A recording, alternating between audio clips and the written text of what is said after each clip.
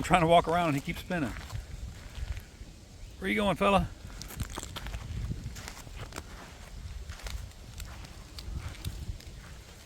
You heading back to the water? Oh, speaking of the water,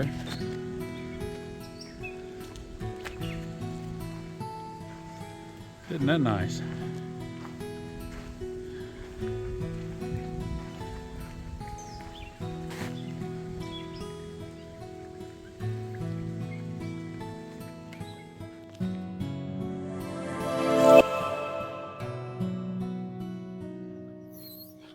Hello everybody, welcome back to the journey. This is going to be the new schedule for the weekly wrap-up. We'll be doing it on Wednesdays. Can't be doing it on Tuesdays anymore because of the new schedule, and I'm wanting to do this outside, so we're going to have to do it on the day that I have off, which is going to be Wednesdays and Saturdays. So here we are.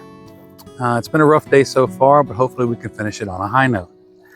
So let's go over what's happened in the last week.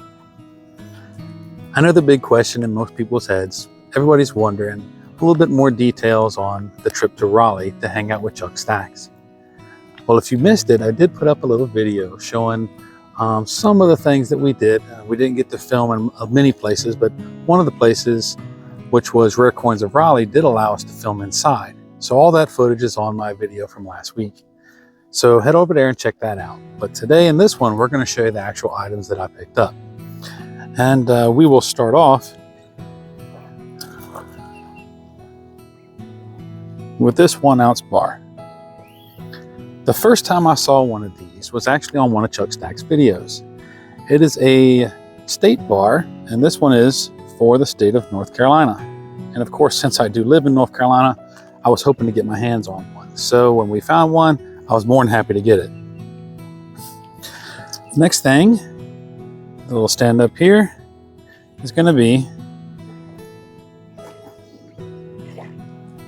this little round here. I love the impression. Most of the time when you look at the coins and the rounds, the depiction on it actually comes up and off of the coin, where on this it's actually set into it. So instead of being pressed, it was more stamped. But it came out with a very nice finish, almost like a frosted all the way around. Beautiful little coin or round. Absolutely happy to have it. Alrighty, let's grab another stand and we'll take a look at the next one.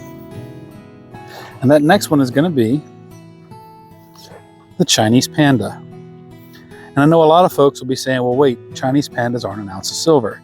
And actually they were an ounce of silver up until 2015. And this one, if I'm not mistaken, yes, it's a 2013. So it is still 1 full troy ounce. Starting at 2016, they started measuring them in grams instead of troy ounces. So now all the new ones are only 30 grams. So you pay the price for a full silver, but you don't actually get all your silver. It's a great looking coin, fabulous finish. And we got really good prices on all these. I'll be honest with you, I don't remember all the prices. The next one I picked up was from Silvertown Mint, and that is this round here. I just have the thing for eagles, and this one has a very, very nice depiction on it. And of course you have the Silvertown stamping on the other side. Great looking coin. I know everybody gets upset when I call these coins, but it's just out of habit. But yeah, beautiful piece. Absolutely happy to have it added to the stack. All right. And next, I picked up the 2020 Kookaburra. This is the 30-year anniversary, and Akadaka Stacka actually just put up a video yesterday showing that he picked up, I do believe, was 6 of these. It's another great one added to the collection. I think this puts me at 7 Kookaburras, and I look forward to eventually getting the whole set. There's so many of them, so of course it's definitely going to take me a long time, but they're beautiful pieces, and I love to have them. All right, we're going to have to readjust a couple things real quick to make room because we still have a few more pieces to put in. Bear with me because this surface is not level, so everything's wanting to tip over. All righty. And next we have a Korean coin. I've seen these before, and the premiums have always been extremely high. But Chuck, correct me if I'm incorrect, but this was only like $28 or $29. It was such a fantastic price, I could not pass it up. I wish they had more of them, but for the price, I was all over it. Beautiful depiction, very well done, very high details.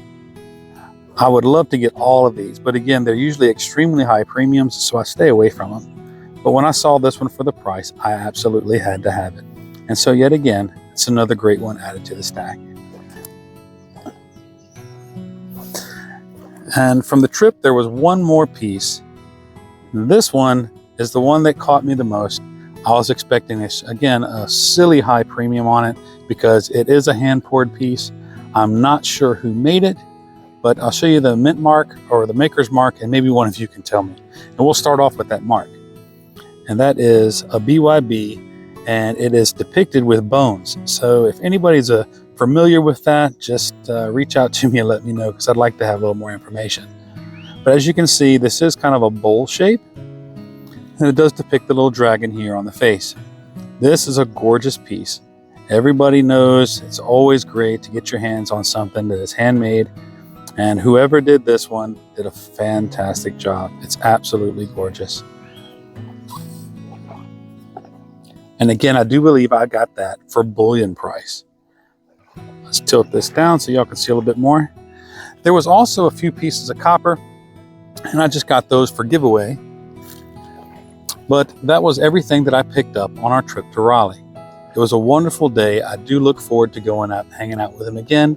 In fact, we already have plans to do it again. There is a coin show in Raleigh next month, and myself and Chuck Stacks are going to go. And there's one or two others that we have spoken to that actually live in the area that have wonderful channels as well that are going to be meeting with us. So hopefully it just turns into a phenomenal time of everybody getting together and enjoying themselves. So keep an eye out for that. We'll reach out to everybody a little later with details through videos and community posts. So yeah, keep your ears open for that. But that was Wednesday. That was the fantastic trip with Chuck. And again, if you want more details, there is a video about that. So head on over to my page and check that out. I'll have a link in the description for that video and a link in the description for Chuck Stacks as well. So go over there and check him out. He's putting out awesome content. He's a great member of the community, so go show him some love. On Friday, I just had my usual plans. I went to work, did everything I was supposed to do, got things ready at one store, ready to make my deliveries. And of course, I head to the coin shops. The first one I went to, of course, is Candle Coin and Stamps. They were quite busy, and so I was unable to pick anything up. I really didn't have the time to wait for the little crowd in there to clear out, so I headed on over to Silver Eagle. And to my surprise, they were actually closed. There was a sign on the door that I should have read the week before that they closed from Friday all the way through Monday for the Memorial Day holiday. So I went on ahead and finished my deliveries for the day, and that was it. I didn't get any silver on Friday, which was a bit of a bummer, but it is what it is. On Saturday, I made my usual trip over to Liberty Coins, and to my amazement, he sat down with me, and we were finally able to get that interview. It was more of a meet and greet than an interview, but the feedback that we've gotten on that video has been phenomenal, so I do look forward to doing it with him again. And while I was there, I always got to pick up something from him. It doesn't matter what it is. I need to get something. If nothing else, I'll get a Morgan, because he always has Morgans and peace dollars. But he did have this 2001 ASE. And I picked this up for $35, and it is in immaculate condition, completely uncirculated, no scratches. I always love adding those when the price is decent. And of course, right now they're going for anywhere from $40 to $50 a piece, so $35 seemed like a deal to me. After we finished the interview with him, we did speak about doing more in the future, and he is more than happy to do so.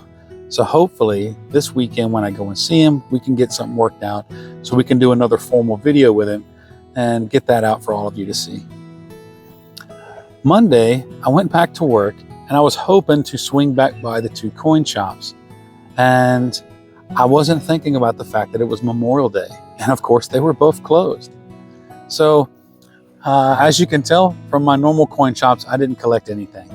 But that's okay, because I did buy quite a few on my trip to Raleigh, and then I got the piece from Mr. Warren. But at the same time, I've got some other things on order, and hopefully that'll come in soon, and I can show you all some more things that I picked up. Another adventure or another branch in the journey for all of you to see. So hopefully that'll all be coming in soon. It all should be here within the next week or so. So we'll keep you updated on that. But that's how everything's gone. It's been pretty easy. No major problems. Everything's been pretty well. So we're going to call it there on this one.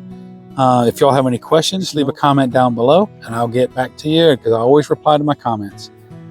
But thank you all for taking the time out of your day to spend with me. But don't forget to like and subscribe and hit the notification bell so you always know when I put out something new. And I hope you all have a wonderful week, and we'll see you again in the next one. So please always remember to follow along on my silver journey. God bless.